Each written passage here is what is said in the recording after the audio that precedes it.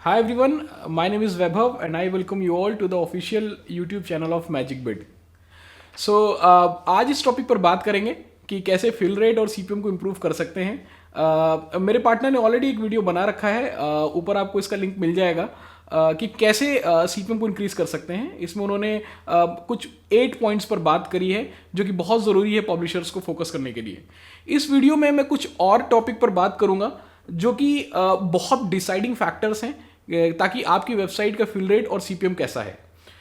उनमें सबसे important point है इस बात पर ध्यान देना कि आप जो डिमांड ले रहे हैं वो डिमांड आ कहाँ से रही है, लाइक आपका जो पेरेंट पार्टनर है उसका बिहेवियर कैसा है। बिकॉज आप इस बात को समझिए कि जो पेरेंट पार्टनर है उसका जो एक्चुअल बिहेवियर होगा उस पर जो पब्लिशर्स ऑनबोर्ड होंगे, और अगर वो किसी प्रकार की स्पैम एक्टिविटीज कर रहे हैं या वो पेरेंट पार्टनर अलाउ कर रहे हैं ऐसे पब्लिशर्स को जो पब्लिशर्स इनवैलिड एक्टिविटीज के थ्रू रेवेन्यू बनाते हैं, तो इन सारे केसेस में गूगल मेजॉरिटी बाइंग को डिक्रीज कर देता है।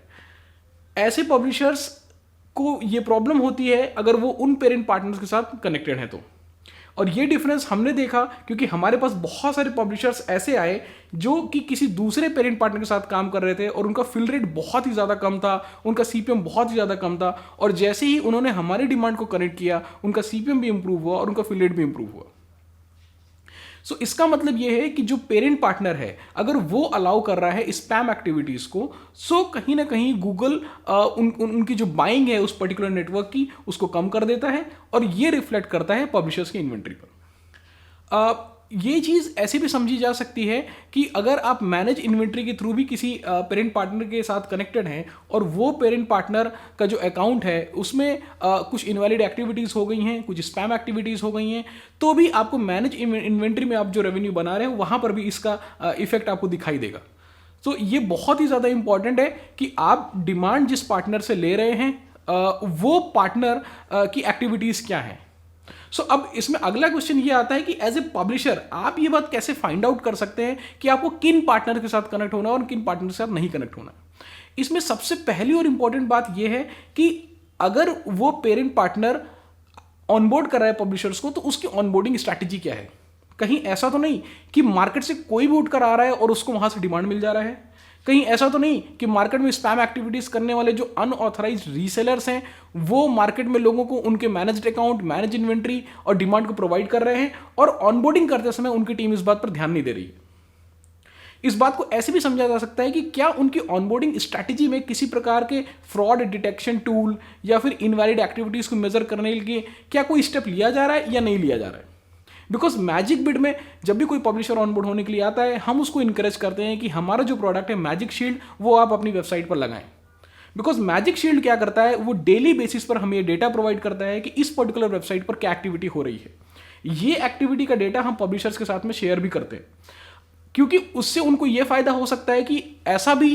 हो सकता है कि पब्लिशर के पास अननोइंगली किसी डिमांड सोर्स से ट्रैफिक आ रहा है और उस डिमांड सोर्स पर उनको ट्रस्ट करना चाहिए या नहीं। इन केसेस में मैजिक शील्ड उनकी हेल्प करता है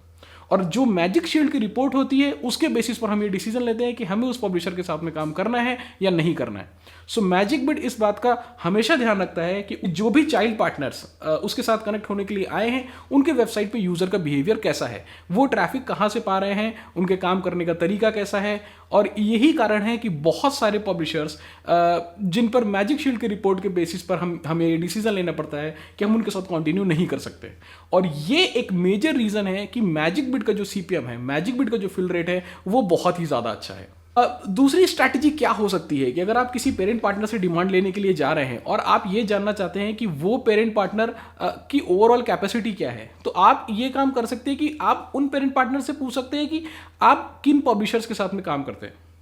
अगर वो पेरेंट पार्टनर आपको कुछ बड़े पब्लिशर्स का नाम बताते हैं, कुछ बड़े पब्लिशर्स की डिटेल्स देते हैं कि हम इनके साथ में काम कर रहे हैं, तो आप उनकी ads.txt फाइल में जाकर चेक कर सकते हैं। जैसे कि अगर मैं ये बोलता हूं कि मैं वन इंडिया के साथ में काम कर रहा हूं तो आप वन इंडिया की ग्रुप ऑफ वेबसाइट्स में कहीं पर जाकर भी हमारा ads.txt चेक कर सकते हैं। अभी आपको सिर्फ उस पर्टिकुलर वेबसाइट पर जाना है, उनके ads.txt फाइल को ओपन करना है, वहां पर कंट्रोल F करना है और पेरेंट पार्टनर का नाम डाल देना है।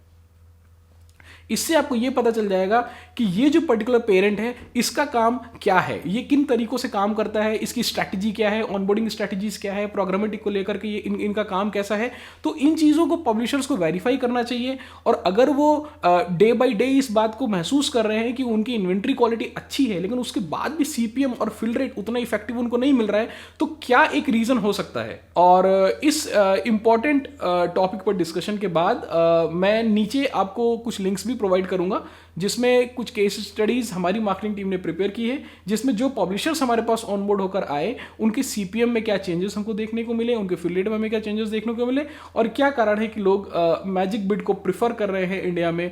बाकी किसी पेरेंट पार्टनर के कंपैरेटिवली। सो आप सभी लोगों का बहुत बहुत धन्यवाद ये वीडियो देखने के लिए। मिलते हैं अगले वीडियो में। बाय।